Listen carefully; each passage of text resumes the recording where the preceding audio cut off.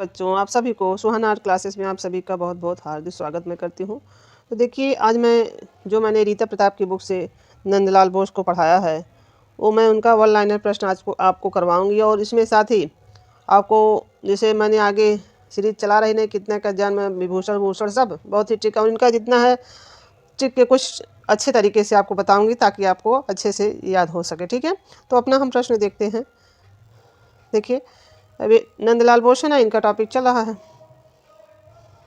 नंदलाल बोस का जन्म कहाँ हुआ था? तो 1882। कहाँ? हवेली, खड़गपुर जिला, मुंगेर, बिहार में। कितना? 1882। ठीक है। अब देखिए, नंदलाल बोस ने प्रमुख रूप से कला के किस क्षेत्र में ख्याति प्राप्त की? किस क्षेत्र में इनको सबसे ज़्यादा ख्याति प्राप्त? तो किसमें? चित्रकला में। देखिए, नंदलाल बोस के माता और पिता का क्या नाम था? माता छेमड़ी और पिता पूर्णचंद्र बोस। क्या थे? पूर्णचंद्र बोस थे।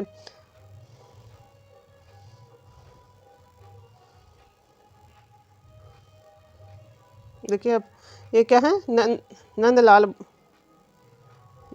बोस के पिता पूर्णचंद्र बोस पेशे से क्या थे? क्या थे?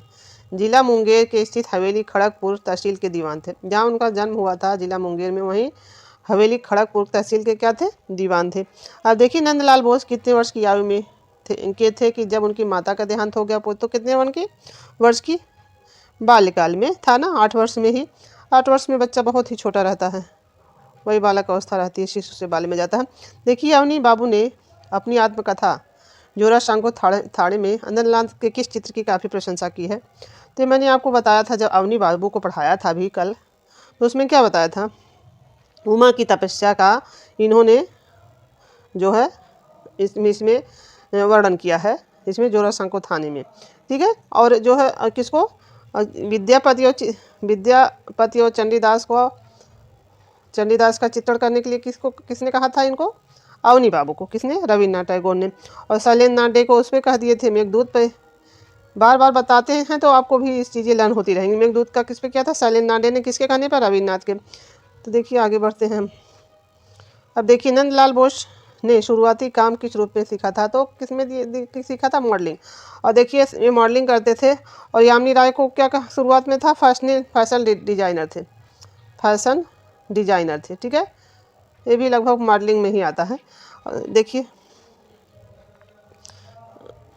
पूरा तो नहीं आता है, थोड़ा बहुत उससे संबंध। शांति निकेतन में किस कलाकार को मास्टर मशा के नाम से जाना जाता है? नंदलाल बोस ने सिस्टर निवेदिता की किस पुस्तक के चित्रों की साज सज्जा की थी? तो किसकी की थी? इंडियन माइथ ऑफ हिंदू द बौद्ध। किसकी? सिस्टर निवेदिता की पुस्तक थी जिसकी नंदलाल बोस ने चित्रों की साज सज्जा की थी। तो क्या था? इंडियन माइथ ऑफ हिंदू एंड बौद्ध। देखिए, एक मुल्क राज आनंद का है द व्यू ऑफ हिंदू कुछ है ना, व्यू ऑफ हिंदू, ऐसे है ना, हिंदू कुछ कह रखा। तो क्या है? मुल्क राज आनंद का है, उनका है ना, मुल्क राज आनंद का द व्यू ऑफ। अब देखिए, नंदलाल बोस को भारत सरकार ने पद्म विभूषण सम्मान से कब सम्मानित किया था? कब किया था? 1954 में। तो यहीं आप पीछे वाला वीडियो जो मैंने रिपीट किया था उसको एक बार फिर बताऊंगी, ताकि सबका विभूषण जितना है आपको क्लियर हो जाए। और बहुत आराम से बताऊंगी, जल्दी जल्दी बताती हूँ, शायद आप ना समझ पाए। देखिए, 54 है ना, फिर 74, यहीं 1974 आ जाएगा। 1974 में किसको? विनोद बिहारी को। विनोद को क्या मिला था? 54 में नंदलाल बोस को, 74 में इनको मिल गया। तब फिर देखिए, हम एक बार फिर रिपीट करेंगे तो आपको चीज़ें याद हो जाएंगी। किसको? उनको क्या नाम? मकबूल फिदा, इन लोगों का नाम भी नहीं आता कभी कभी। हुसैन को क्या? 1991 में। ठीक है। और फिर देखिए, फिर यही देखिए कितने दिन बाद? 1999 में। कितने दिन? 8 साल के लगभग। किसको? सतीश गुजराल को प्राप्त हो गया। ठीक है, विभूषण। ये देख रहे हैं ना, बार बार वो कह रहे थे मैं चीज़ें बार बार पढ़ाऊंगी तब आप। वो 5 में किसको? RK लक्ष्मण को। किस क्षेत्र में? कार्टूनिस्ट के क्षेत्र में। और फिर देखिए, ये हो गया, 5 तक ना हो गया। कितना? 54, 74, 91, 99 और 2005। देखिए, सब में 99 से 5 में आएंगे तब भी 6-7 साल का वही अंतर होगा। 100 और ये 5, 6 साल का अंतर, इसमें 8 साल का अंतर हो गया लगभग। अब देखिए फिर क्या आ जाएंगे? 5 तो वहाँ तक था ना। फिर देखिए बार बार चीज़ें पढ़ेंगे हमेशा के लिए याद हो जाए। 12 में किसको किनको मिला था 2012 में? अब देखिए मिरांडा को मिला था, मिरांडा को कार्टूनिस्ट के। और इनको किनको मिला था? के जी सुब्रमण्यम।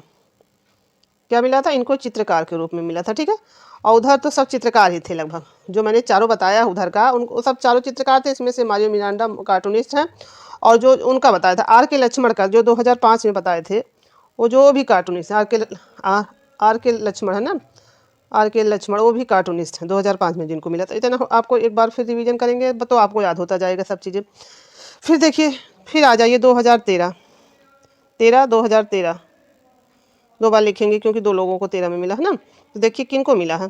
अब यहीं देखिए ये जो है सैयद हैदर राजा, जो क्या है पै ग्रुप के, जो पेरिस में रह गए। अब एक चीज़ यहीं आपको ये भी बताएंगे, सैयद हैदर राजा। अब और ये क्या है रघुनाथ पात्रा हो गए ना। तो ये क्या है? मूर्तिकार हैं। जिनको किस क्षेत्र में मिला ये भी देखें। अब मूर्तिकार हो, एक प्रश्न आता है देखिए, तो उसमें आप कंफ्यूज ना होइएगा, इसको मैं ट्रिक से बताऊंगी। देखिए शुजा आ जाएंगे जब, तब कहाँ वो बस जाएंगे? कहीं कहीं लंदन देता है, कहीं कहीं न्यूयॉर्क देता है। वो न्यूयॉर्क में बसे थे ना, और ये कहाँ बसे थे? पेरिस में। इनका तो देख लीजिए। अब यही पेरिस अगर लिख के आ जाए, देख रहे हैं पेरिस लिख के आ जाए, तो देखिए रजा में भी रहा है और पेरिस में भी रहा है। तो आप तुरंत जो है रजा को पेरिस, कहाँ बस गए रजा? पेरिस में। तुरंत इससे आप पेरिस पे जाइएगा। ठीक है, ट्रिक से चीज़ें बताएंगे आपको, ताकि जो है आपको ज़रा भी कन्फ्यूजन ना हो। हाँ, आप सोचें ना। और जब न्यूयॉर्क आ जाएगा या लंदन, न्यूयॉर्क में देखिए सूजा अगर न्यूयॉर्क गए हैं तो कैसा मात्रा लगा हुआ? इनके भी मात्रा वही लगा हुआ है। लंदन आ जाएगा तब तो, जब ये आप पेरिस इनको याद रखेंगे तो लंदन उनका ही हो जाएगा। अगर मान लीजिए न्यूयॉर्क आ गया लंदन की जगह, तो क्या हो जाएगा? यही सूजा ही हो जाएंगे इनका। तो आपको पता ही हो जाएगा कि ये सूजा जो है पेरिस में है, अरे रजा जो है पेरिस में है। ठीक है, फिर देखिए एक चीज़ मैंने आपको वहाँ फिर बताया था। अब 2021 आ जाएगा तो किसको? सुदर्शन साहू। ये चीज़ें मैं जितनी बार बता रही हूँ उतनी बार आपको याद कराएं। सुदर्शन साहू को मिल गया। ठीक है, साहू को मिल गया ना। ये भी इनको पद्म भूषण, इधर पे पद्म विभूषण वाले थे सब। क्या थे? पद्म विभूषण वाले। अब देखिए पद्म भूषण वाले आ गए। कौन से? इनको हटा देते हैं, तब पद्म भूषण वाले भी आज हम बताते हैं आपको कैसे याद करेंगे आप। देखिए पहला विभूषण 1955 में किसको मिला? अरे 54 में विभूषण मिला था नंदलाल बोस को। फिर पहला 1900 खासगीर को पद्म श्री, क्या है? पद्म श्री कब मिला था? खासगीर को कब मिला था? 1997 में। ठीक है, तो इनको मिला है। और पद्म भूषण पहला किसको मिला? 1955। किसको मिला? या पहला मिला विभूषण जो मिला था 1954 में, उनको नंदलाल बोस के। तो इतना हो गया ना। तब इसके बाद देखिए क्या हम बताते हैं। हाँ, इतना हो गया ना। हाँ, हमको आपको बताना था कि थोड़ा यही बताएंगे तब आगे पढ़ाएंगे। अब देखिए आ गए, हाँ, पद्म भूषण वाले आ गए। पद्म भूषण वाले जब आ जाएंगे तब क्या होगा? 3 चीज़ें आपको उनका बता दी है। यामिनी राय को तो ये देखिए, यामिनी राय को मैं नहीं, यामिनी राय से शुरू करेंगे। 55 है ना, इनको मिल गया जब भूषण। तो फिर देखिए साथ में दो, सबका तो नहीं, 2-3 लोगों का आप हम बहुत ट्रिक से बता रहे हैं आपको। देखिए श्वेत स्लाव रोरिक है ना। यही देखिए बहुत मात्रा से आपको हम याद करवाएंगे। क्या है? श्वेत स्लाव रोरिक हो गए हैं। और देखिए इसी में एक चीज़ बताएंगे साथ में, के हैबर के, लेकिन ये विभूषण नहीं, ये पद्मश्री वाले हैं। यहीं आगे हम लिख दे रहे हैं, पद्मश्री वाले हैं, और ये पद्म भूषण वाले हैं जो ऊपर वाले थे। तो ये क्या हो गए? अब देखिए इनका कैसे आप याद करेंगे। दोनों के कितने में मिला है? देखिए 1961, ये देख रहे हैं ना। 1961 में दोनों को, इनको जो है, इनको पद्मश्री मिल गया है हेब्बर को। इनको क्या मिला है? पद्म भूषण इनको किनको मिला है? अरे इनको श्वेत रोरिक को। तो कैसे मिला? 61 में। अब इनकी मात्राएं देख लीजिए। मात्रा से हम आपको बहुत चीज़ें बताने वाले हैं। देखिए एक ही मात्रा जो इसमें लगा है 61 ही ना, देख रहे हैं। तो 61 इसमें है, देखिए 1 बना हुआ है ना। रोरिक भी में देखो मात्रा लगा, इसमें भी लगा, तो 1 बना। अगर आप इस चीज़ को सेट कर गए कि मात्रा और जो है अक्षरों से मिला लिए, तब भी आपको बहुत चीज़ें याद हो जाएंगी। इसीलिए मैं यहाँ आपको बता रही हूँ और शब्दों से बताऊँगी आपको। अब इसको हम आराम आराम से बताएंगे, तब आपको कुछ चीज़ें याद होंगी। फिर देखिए भैया, जो है पद्म भूषण वाले, केवल वही उसमें वो पद्मश्री वाले थे, के हैबर जो थे 61 में जो मिला था वो के हैबर को। अब देखिए भूषण वाले में 7 में कितने लोगों को मिला है? 2007, 2007 और 2007 कितने लोगों को? 3 लोगों को मिला है। अब देखिए सैयद हैदर रजा,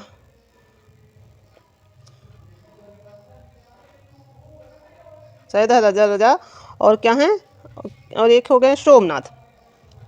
अब हम इनके अक्षर से कैसे याद कर? सोमनाथ और कौन सा? एक है तैयब मेहता, एक है तैयब,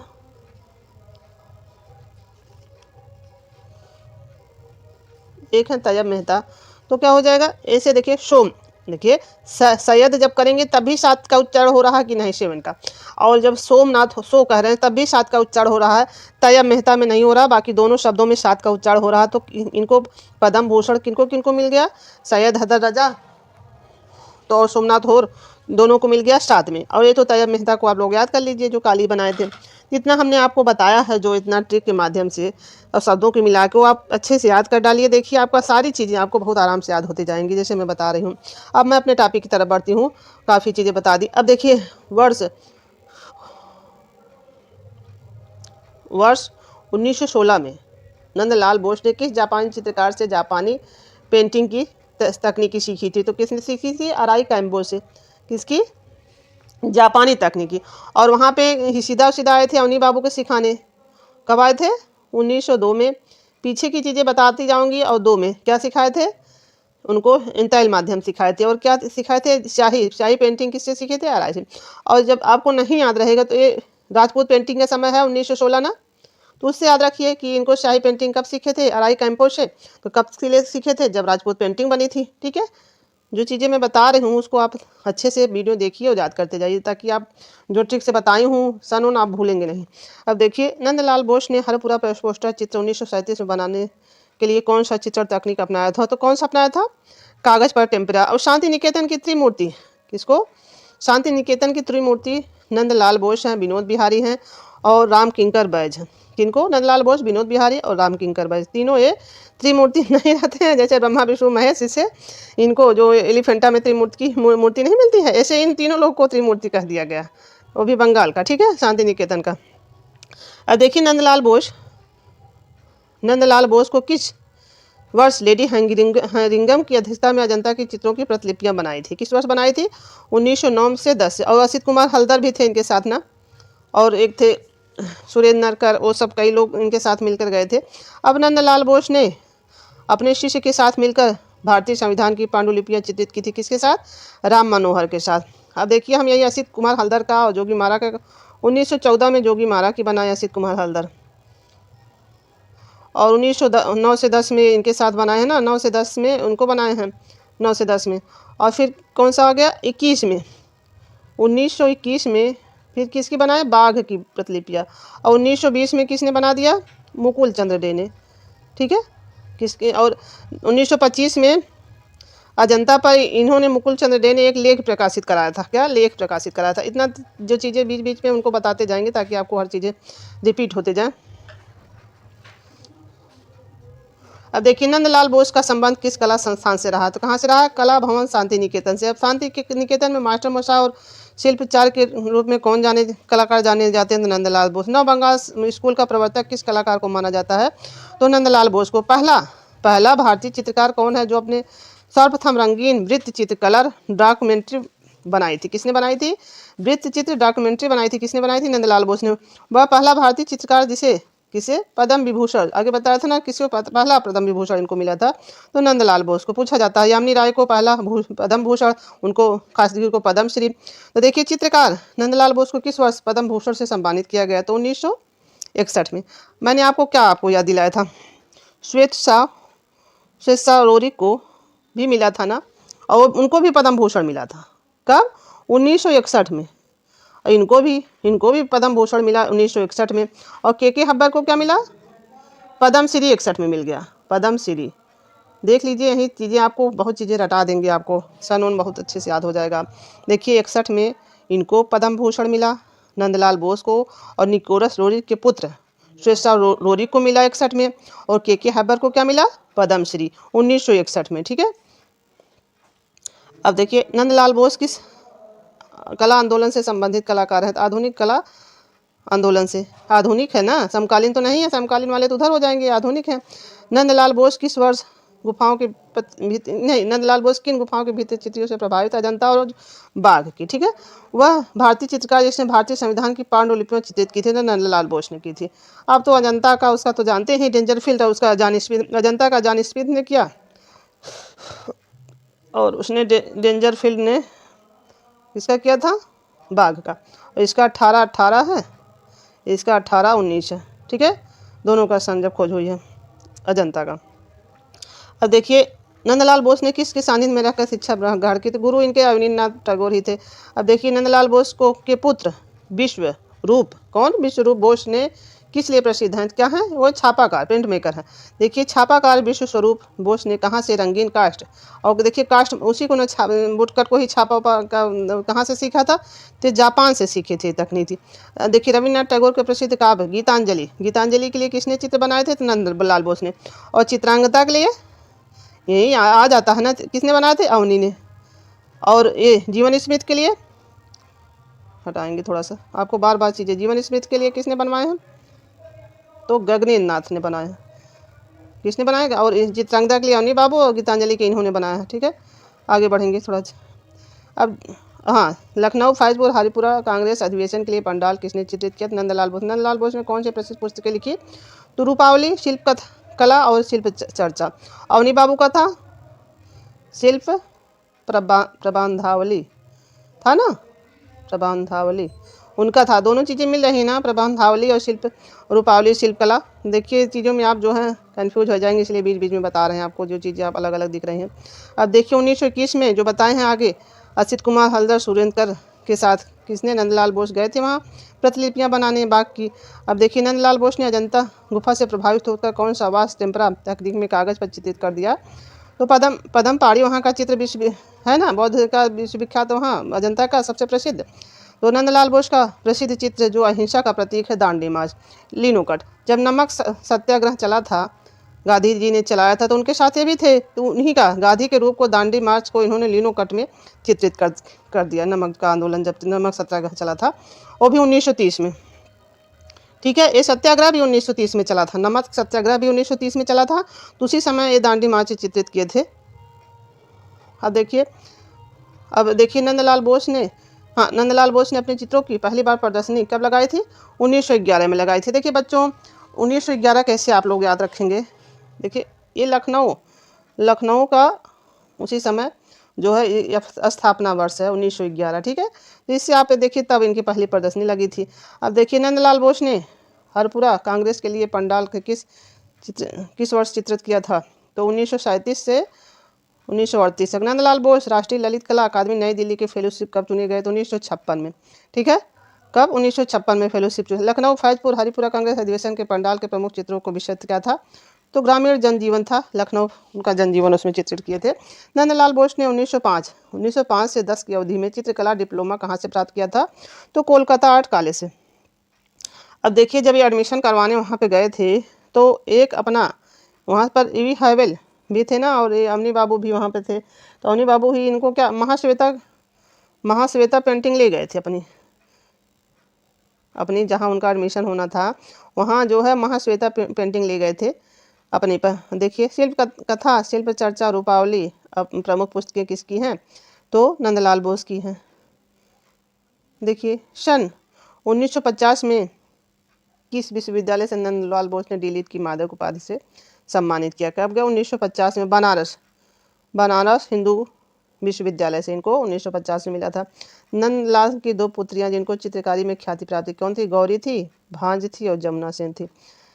नंदलाल बोस को कला भवन किस वर्ष शिक्षक पद पर नियुक्त हुए, ये जब कला भवन की स्थापना हुई थी 1919 में, और रूपम पत्रिका भी इसी समय था। ठीक है, 2 चीज़ें उसी गांगुली ने, तो जब भवन की स्थापना हो जाएगी उसी समय ये वहाँ पे शिक्षक नियुक्त हो गए। ठीक है, अब ये सन याद रखिएगा, जिस वर्ष कला भवन की स्थापना हुई थी उसमें शांति निकेतन में, उसी समय ये वहाँ पे, अब देखिए हाँ हो गया ना। अब देखिए कला संकाय विश्व भारती प्रथम अध्यक्ष किसे चुना गया। अब जब विश्व भारती जब 1921 में हो गया, तब वहाँ का अध्यक्ष भी इन्हीं को चुना गया। देखिए 1900 बोस नंदलाल बोस को किस वर्ष कला संकाय विश्व भारती विश्वविद्यालय का प्रथम वहाँ अध्यक्ष कब, 1922 में। अब कब, जब वहाँ कला भवन के वहाँ शिक्षक थे और 1922 में आके जो यहाँ के अध्यक्ष हो गए। ठीक है, कोलकाता विश्वविद्यालय में नंदलाल बोस को डिलीट। अब देखिए कोलकाता वहाँ क्या था, आगे था, जो 50 में मिला था, 1950 में कहाँ, बनारस यूनिवर्सिटी से। अब देखिए अब कोलकाता से कब मिल गया, कोलकाता से याद रखिए कब, जब आपके सुधीर खास्तगीर को क्या मिला था, पद्मश्री, तब इनको कोलकाता से क्या मिल गया। देखिए तब 1957 में ही मिला है इनको ना, क्या, कोलकाता से डिलीट के ऊपर, 2 जगह से मिला है ना इनको। अब नंदलाल बोस के पिता का नाम क्या है, हाँ कहाँ से हैं वो, तो दरभंगा रियासत के मैनेजर हैं। इनके जो है दरभंगा रियासत के मैनेजर थे, और आगे था दीवान थे। देखिए दोनों चीज़ें अलग अलग है यहाँ पे। वहाँ जो थे कलेक्ट्री के दीवान थे, कचहरी के जो वहाँ तहसील के। अब देखिए नंदलाल बोस का प्रसिद्ध चित्र पार्थसारथी उन्होंने भी बनाया था ना, अवनी बाबू ने भी। मैंने वहाँ पे आपसे बताया था तकनीकी क्या माध्यम है, जल रंग। उनका भी शायद जल रंग ही रहा, क्योंकि उनका बहुत, और कोलकाता में भी उनका भी चित्र था। Indian society of oriental art Kolkata के। अब देखिए अब वहाँ जब हम अवनी बाबू को पढ़ा रहे थे तब भी यही शब्द आया था, और इंडियन सोसाइटी में जब, तो ओरिएंटल आर्ट कोलकाता के प्रथम छात्रवृत्ति किसे छात्र मिला था, ये नंदलाल बोस को।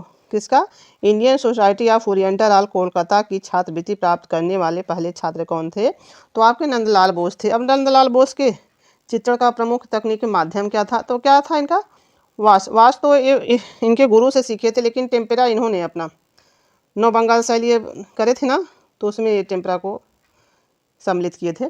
कौन सा भारतीय कलाकार अजंता कैली से सर्वाधिक प्रभावित था, तो कौन था, ये भी थे, और अमृता शेरगिल भी थी अजंता से, दोनों लोग थे। वह भारतीय महिला चितेरी जिन्होंने शांति निकेतन में बाटिक कला का विकास किया, कौन है, गौरी भांजन। बंगाल शैली के किस कलाकार ने किसने, माइकल एंजिलो और राफेल की अनुकृतियां तैयार की थी। ठीक है, किसने की थी, नंदलाल बोस ने की थी। माइकल एंजिलो जो हाई रेनेसा वाले हैं ना, वही हैं उच्च पुनर्जागरण वाले, वो भी दोनों लोग हैं। देखिए ये सबसे छोटे कलाकार हैं, और विंची सब वहाँ के राफेल जो हैं, दोनों लोग वहीं के हैं। किस चित्रकार ने बड़ौदा के 1929 क्या है 1929 में बड़ौदा के सुंदर चित्र बनाए। फैजपुर वाला 1937 में किए थे ना, और दांडी मार्च 1930 में बनाए थे ना, सारा डेट याद करें। 1929 में क्या कर दिए, कीर्ति मंदिर में जो है चित्रण कर दिए थे बड़ौदा के। ठीक है, अब देखिए विश्व भारती विश्वविद्यालय शांति निकेतन में नंदलाल बोस को कब दशिकोत्तम उपाधि से सम्मानित किया गया, किस वर्ष, 1992 में, 1952 सॉरी, मुझसे 52 और 92 में थोड़ा सा हो जाता है कन्फ्यूज, कभी अगर मुझसे कोई शब्द निकल जाए तो उसको आप लोग देख लिया करिए।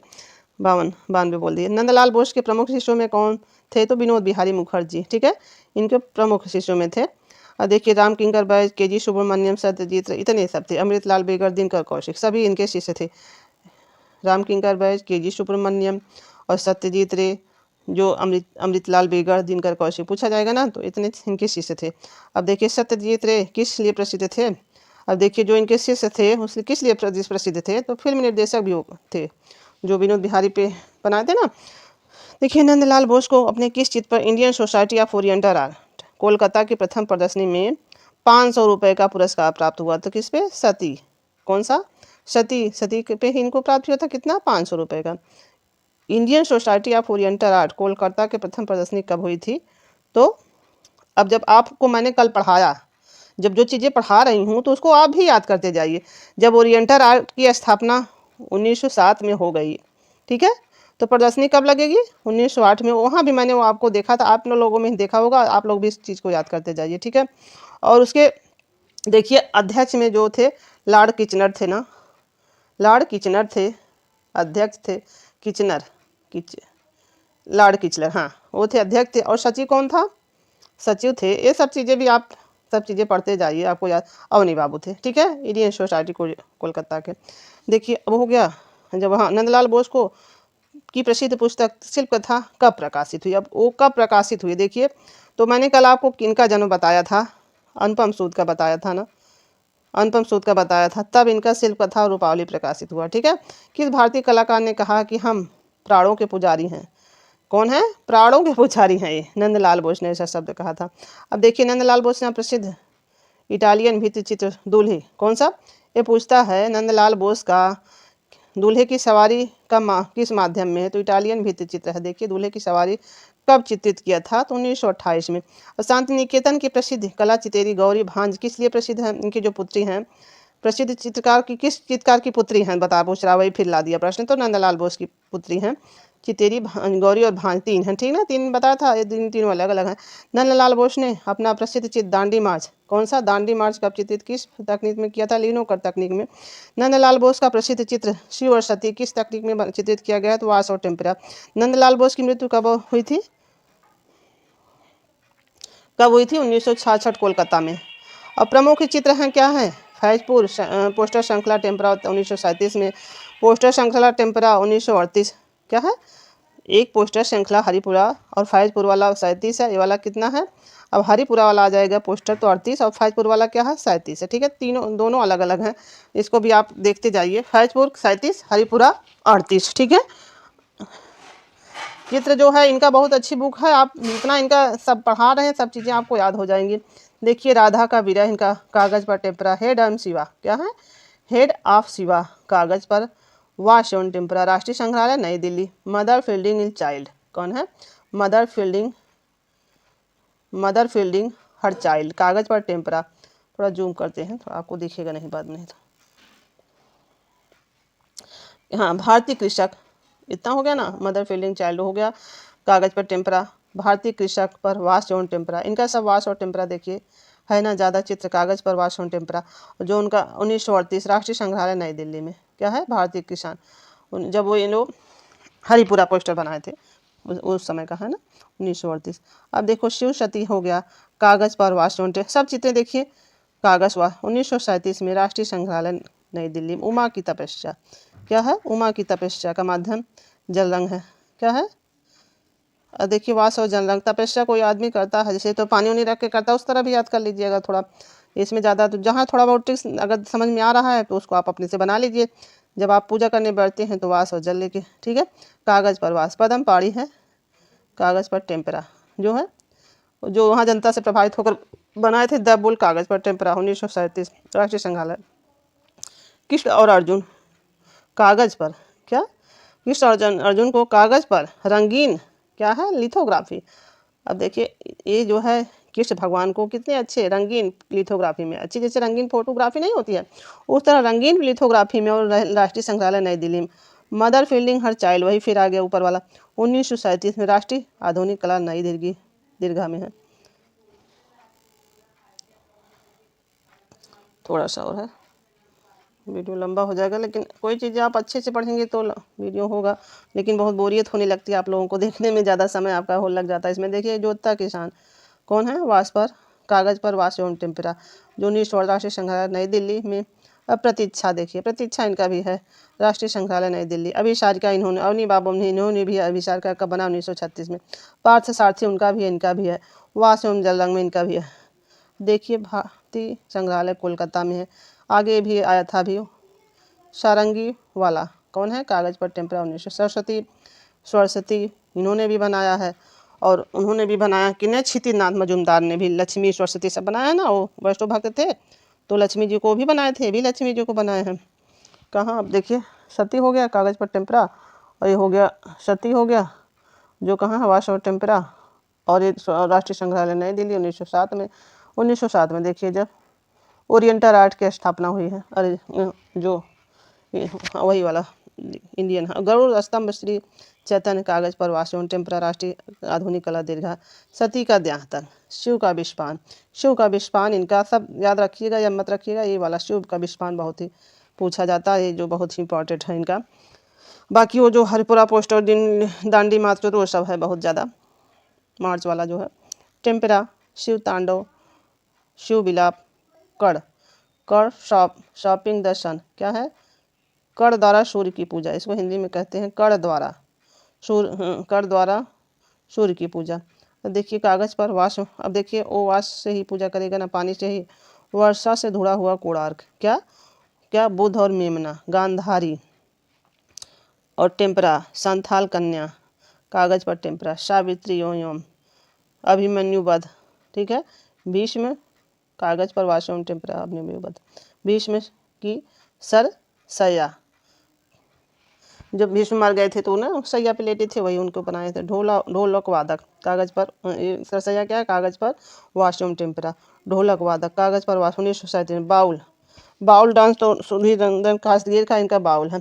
देखिए और देखिए कागज पर टेम्परा। बीड़ा वादनी क्या था, 1937 में बाउल डांस, कागज पर टेम्परा। राष्ट्रीय संग्रहालय आधुनिक नई दिल्ली।